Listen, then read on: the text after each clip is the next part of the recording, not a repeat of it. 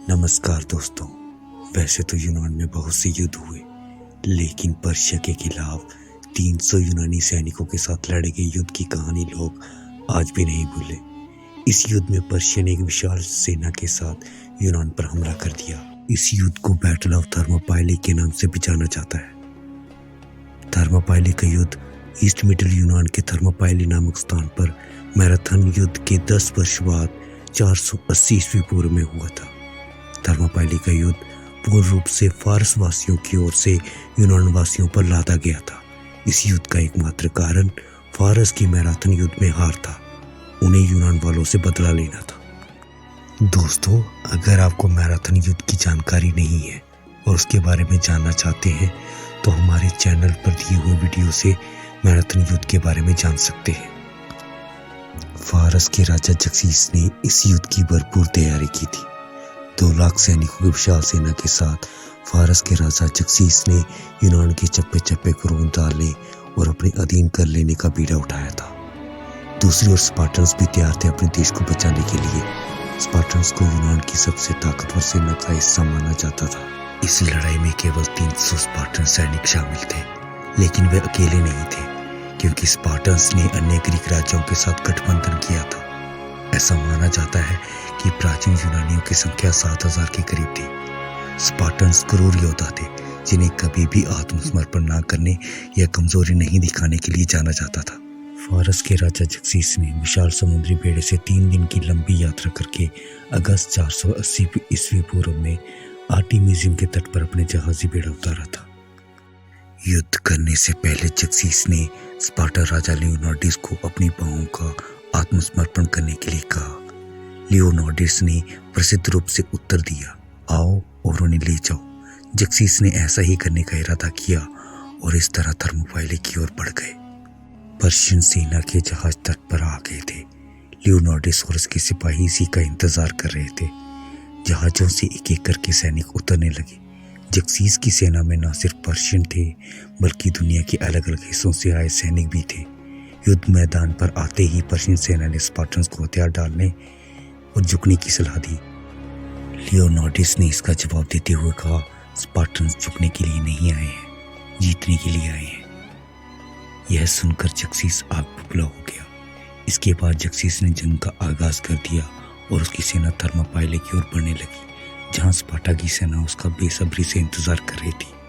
जक्सीस को लगा कि 300 स्पार्टा सैनिकों को मारने में उसे ज्यादा वक्त नहीं लगेगा और उसने अपने सबसे बेहतरीन तीर अंदाजों की टुकड़ी को भेजा और उनसे आग वाले बाण छोड़ने को कहा। तीर इतनी बड़ी संख्या में थे कि आसमान तक ढक सकता था। स्पार्टन इसके लिए तैयार थे। उन्होंने अपनी कौशल से इन तीरों को बेकार कर दिया। यह देखकर पर्शियन सेना तेजी से आगे बढ़ने लगी। थर्मोपाइली से यूनान में घुसने का एकमात्र रास्ता था, वह बहुत ही पतला था। बड़ी सेना को वहां से गुजरने में हफ्तों लग जाते थे। इसके अलावा दूसरा और कोई रास्ता नहीं था। लियोनार्डिस की सेना योजना के अनुसार बचाव के रूप में खड़ी हो गई। पर्शियन सेना बड़ी ही तेजी से उन पर हमला करने आई, लेकिन कुछ नहीं कर सकी। जैसे ही थोड़ी सी ढील पड़ी, स्पार्टन्स ने दवा बोल दिया। एक एक कर कई सैनिक मरने लगे। खून पानी की तरह बहने लगा। लियोनार्डिस की रणनीति काम कर रही थी। पतली जगह की वजह से पर्शियन भारी मात्रा में उन पर हमला नहीं कर पा रहे थे। कई बार जक्सीस ने अलग अलग टुकड़ी भेजी, पर कोई भी स्पार्टा के 300 सैनिकों को छू भी नहीं पाया। अगले दिन फिर से जक्सीस ने अपने सबसे बेहतर सैनिक भेजे लियोनार्डिस और उसकी सेना का खात्मा करने के लिए। इस बार भी उसे मुंह की खानी पड़ी। हर तरफ मरने वालों का शोर था और हवाओं में खून की महक बह रही थी। अब लगने लगा था कि लियोनार्डिस जीत जाएंगे, लेकिन तभी कुछ ऐसा हुआ जिसने पूरे युद्ध को बदल कर रख दिया।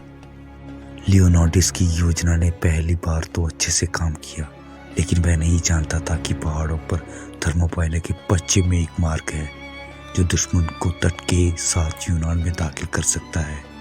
एक एफ्लियार्स नाम के यूनानी ने दौलत के लालच में आकर जक्सीस को उस दूसरे रास्ते के बारे में बता दिया जहां से यूनान में घुसा जा सकता था।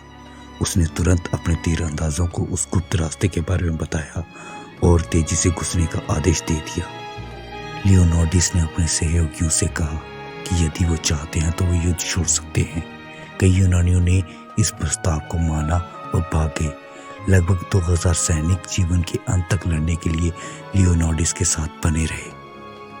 लियोनार्डिस और उसके साथ के सभी 300 स्पार्टन मारे गए, साथ ही उनके अधिकांश के शेष सहयोगी भी। फारसियों ने लियोनार्डिस की लाश को ढूंढकर उसका सिर काट दिया। फारसियों ने तीर की बारिश की जब तक हर आखिरी ग्रीक मारा नहीं गया। फारसियों के जाने के बाद यूनानियों ने अपने मृतकों को एकत्रित किया और उन्हें पहाड़ी पर दफन कर दिया। फारसी आक्रमण के बाद लियोनार्डिस के सम्मान में थर्मोपाइला में एक पत्थर का शेर लगाया गया था।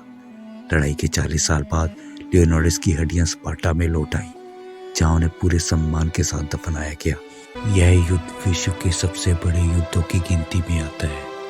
ये एक ऐसी जंग थी जिसमें 300 स्पार्टन इतिहास लिखने में कामयाब रहे। उन्होंने दुनिया को बता दिया कि वीरता और दिलेरी किसे कहते हैं। स्पार्टन्स की दिलेरी सलाम करने लायक थी। दोस्तों, बैटल ऑफ थर्मोपाइले की ये दास्तां आपको कैसी लगी, इसके बारे में अपनी राय कमेंट बॉक्स में जरूर दें। और अगर ये जानकारी आपको अच्छी और रोचक लगी हो तो इसको लाइक और शेयर कर दीजिए। धन्यवाद।